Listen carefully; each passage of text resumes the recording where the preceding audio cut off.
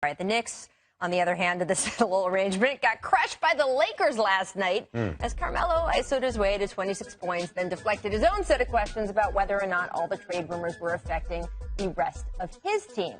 So if we look at a guy that you know obviously very well, Scotty, Phil Jackson, do you feel that the effect this has had on Carmelo and sort of Phil's attempts to trade him have been negative? What do you feel like is sort of happening here? Well, I think it's tough for Carmelo. I mean, especially when your team is not playing well and you're the leader and everything is being pointed at you. And now you got Phil, who's up in the front office, who's trying to push you out the door. So, I think for Carmelo, he just have to continue to do what he do on the basketball court. There's nothing he can do in terms of whether or not he get traded or not get traded. You just have to play good basketball, and hopefully your value will stay up and someone will want you. But the Knicks are not going anywhere, so they do need to make some trades. Well, they're definitely not going anywhere. When we talk, we can only hope.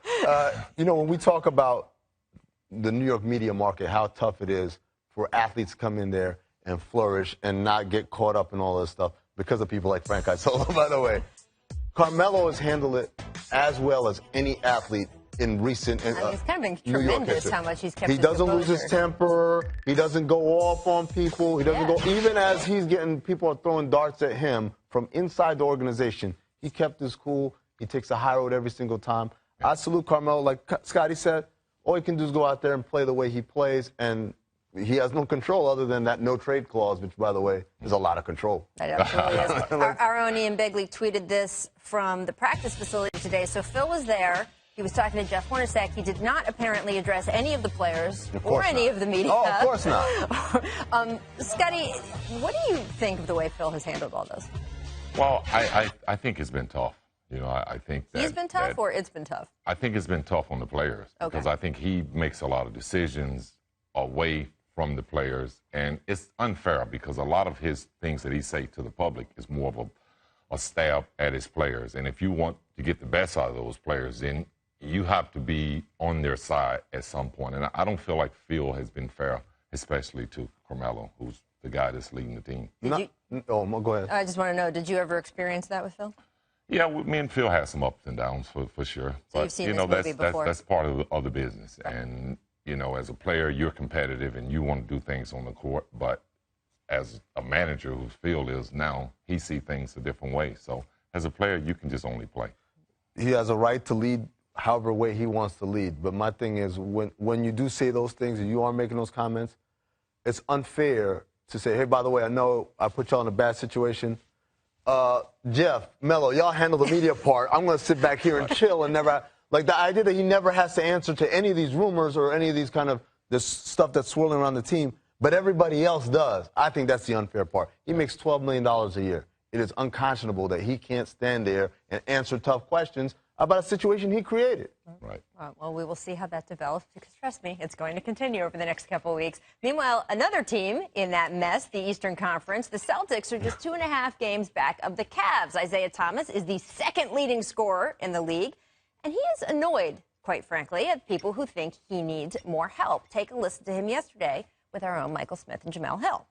Given your propensity to play this game with an edge, how do you feel when people look at the Celtics team and they say, oh, they're a good team, but they need a star? How does that make you feel? At least, yeah, it's disrespectful because I feel like if I was 6'1", there would be no question about the things that I'm doing. He's 5'9", he can't lead a team to the championship. He's 5'9". He's a defensive liability. They're always going to find something. I always say if they're still talking bad about LeBron and guys like Kobe Bryant, then they're definitely going to say something about me. Yeah, you're 5'9" and you're the worst defender in the league. Again, why are you so sensitive about it? Guard somebody. Guard somebody. Oh, no. His offense is his best defense. I'm just saying the Celtics they don't need any help. They're going to win a championship you're going to beat the Cavs, you're going to beat the Warriors or the Spurs. You don't need any help. LeBron James, best player in the world, said he needs help. Who are you to say you don't need help?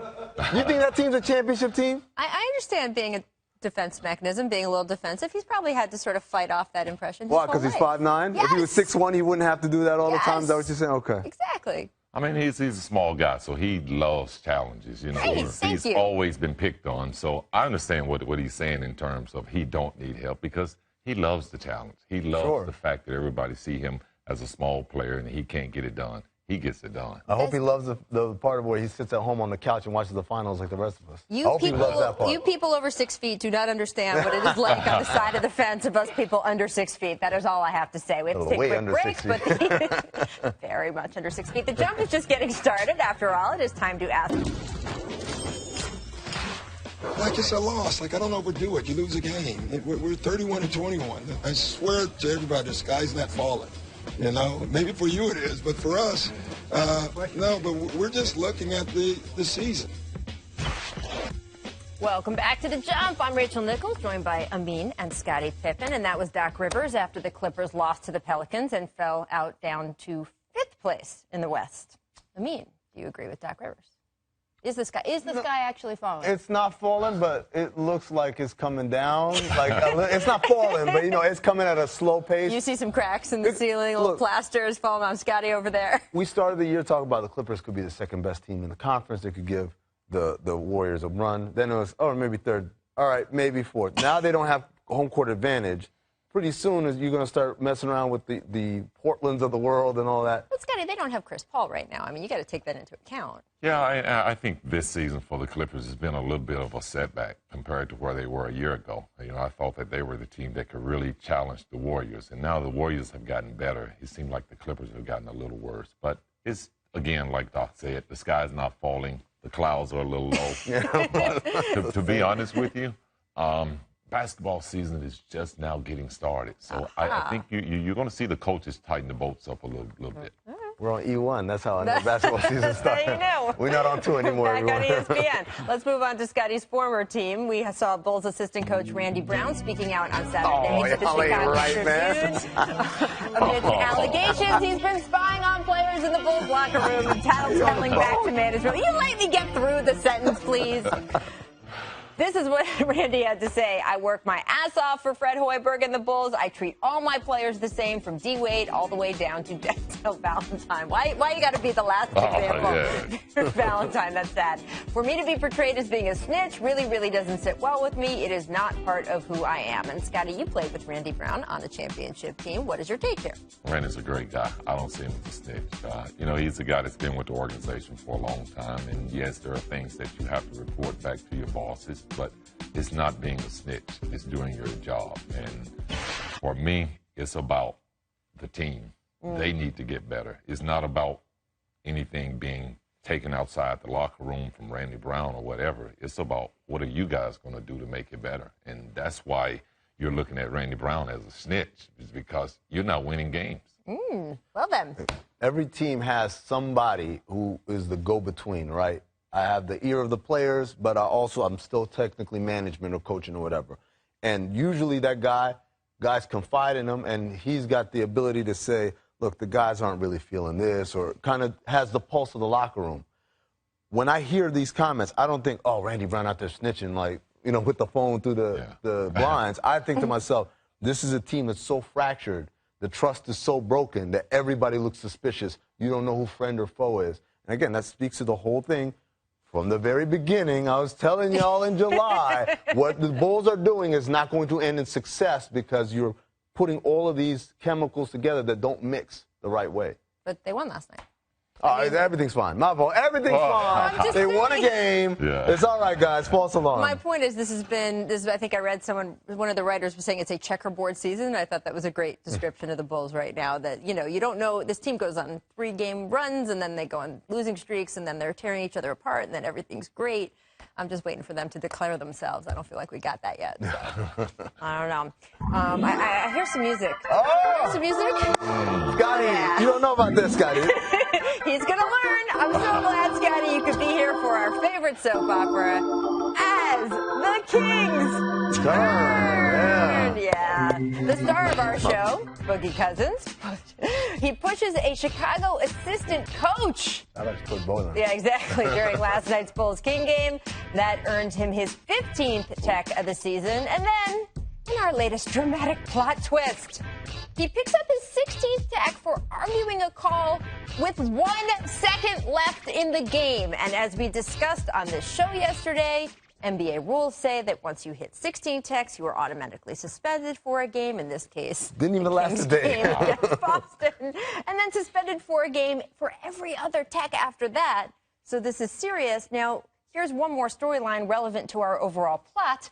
Kings GM Vlade Divac has told our Mark Stein, "We are not trading DeMarcus. We hope he's here for a long time." So basically, if you thought there were going to be any consequences for, well, anything, there's not.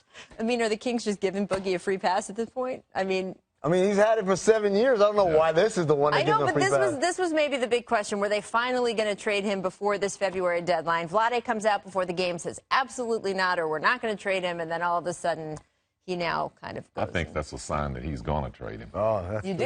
Yeah. I think he's just trying to quieten him down. Plot twist. Yeah. Reverse psychology. Reverse psychology. It's not working. If that was designed to quiet him down, it's definitely not working. But by the way, Coach Boylan. Yeah. You don't. I love Coach Van Gundy, but Coach Van Gundy set a bad precedent by clinging on Alonzo Moore. You don't touch you gotta bring that up. You don't touch the other team's players because they don't know you like that. Even if you might know them from a prior kind of coaching stop or whatever, they don't know you like that in the heat of that moment. You are not their friend. So they aren't going to react nicely. They're not going to take kindly to that. Yeah. That one I understand more. Him arguing over what Dwayne touched his jersey. Yeah, that was way too much. And I don't know. Once Dwayne makes that dunk, it's over. So it's time to move on. We got to take a quick break. Live in Oklahoma. Now Russell Westbrook made some beautiful plays in last night's loss to the Pacers, but down the stretch, a lot of pressure on himself, Scotty, trying to score on shots that, frankly, KD would have taken if he was still there. You tell me, because you experienced this, obviously hugely different circumstance, but Michael walks away to play baseball for a couple of years, and all of a sudden you were in the position of trying to do I was the happiest man alive. Well then, let's just talk about that. I got a chance to beat a man for a change. So is that because it is. I mean, it's something that you embrace as a player, especially when you're in a position where you're probably not going to get that spotlight, like myself playing with Michael. So when he retired, I was very happy, but I did want him to come back. But in this situation with Westbrook, he's embracing the opportunity of really leading his team, getting the triple doubles, and they're getting wins. So I respect the way that kid. So you think he's just fine with this? He's fine. And let me go back to that. So you said you were the happiest man alive when he left, and then what? After 2 years, you were like, okay, I could use a little MJ in my life. Going through those 2 years, I started to get a little bit sad, but he saw it and decided to come back. See, that's around when I started covering you, so I remember some of those times. Yeah, you're right. You remember. But it is something that's interesting with Russ. You can see how he has embraced the dynamic at the start, and I wonder if time will tell if he will, after a couple seasons, it'll be too much wear on him. We'll have to see who they bring in to help him. The way he's playing now, it's definitely going to wear on him, but, I love watching him play. Oh, my God, he so plays fun, the right? game hard, and, with the energy that he brings, it just feeds throughout his teammates. Nice. All right, it's time for our Make or Miss segment now. That's the buzzer. Make Vinsanity. We got to get to this Vince highlight because Vince Carter blocked not one, but 2 straight shots at the rim last night. He's the oldest player in the league. How does he keep doing this? Man, let me tell you something. Vince, this is our way of saying, whenever you're done, man, we got to see it right here. We tamper around here, around these parts. We keep showing these highlights because they're good. I mean, come on, look what the old man is doing. I got to say, he's probably the greatest athlete that ever played in the NBA. Right? Exactly. All right. See, he's still pretty athletic. Our producer, Danny, wants to show this T.J. McConnell slipping and falling. Oh, yeah. No, he doesn't want to show it. I guess T.J.'s his guy. He just wants to get T.J. in the show. By the way, I mean, come on. I want credit. Get rid of Make or Miss. I want credit for saying the Wizards-Cavaliers was a good game. It was a good game, but it didn't matter, right? It didn't matter. Is the Wizards season over? Back in the Are the Wizards season over because they lost that game?